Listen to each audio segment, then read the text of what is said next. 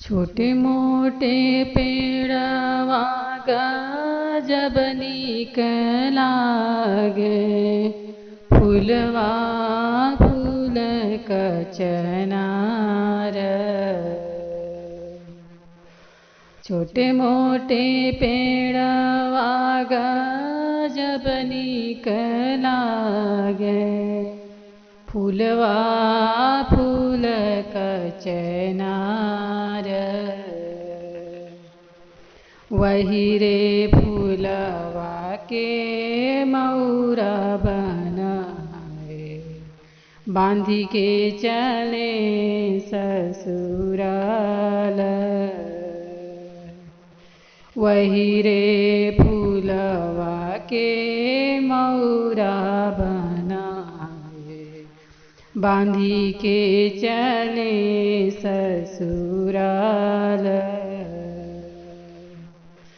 एक बन गईले दूसरे बन गईले, तीसरे में ससुर के द्वार। एक बन गईले दूसरे बन गईले, तीसरे में ससुर के द्वार। बैठई का देहली सासु सोने के सिंहासन, हंसी के पीछे के बार। बैठई के देहली सासु सोने के सिंहासन, हंसी के पीछे के बार। एक ही बतिया बतावा मोरे दुल्हे, जही दिन जन्मे तोहार। एक ही बतिया बतावा मोरे दुल्हे, जही दिन जन्मे तोहार।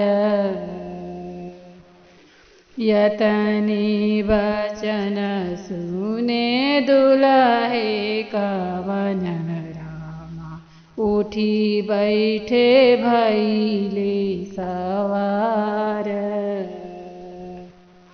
यतनी वचन सुने दुल्हे कवन रामा, उठी बैठे भैले सवार। कैसन बात बतावा मोरी सासु, बतावा मोरी सासु, जही दिन जन्मे हमार।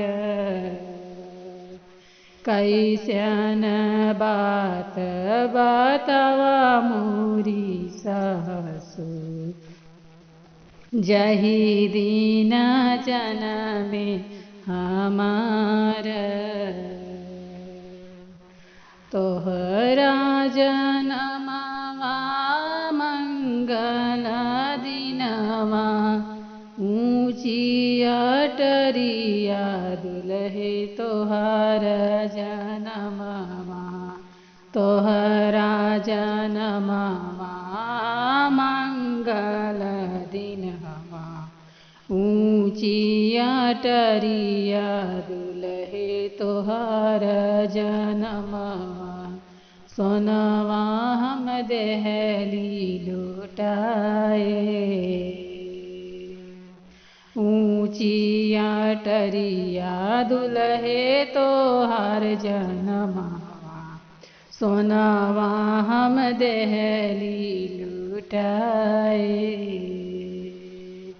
छोटे मोटे पेड़वा गजब नीक लागे, गजब नीक लागे, फूलवा फूल कचनार। बहिरे फूलवा के मऊरा बनाए बांधी के चले ससुराल। वही रे फूलवा के मऊरा बनाए बांधी के चले ससुराल। प्लीज़ मुझे सपोर्ट कीजिए, चैनल को सब्सक्राइब कीजिएगा, कमेंट कीजिएगा, लाइक कीजिएगा। बहुत बहुत धन्यवाद।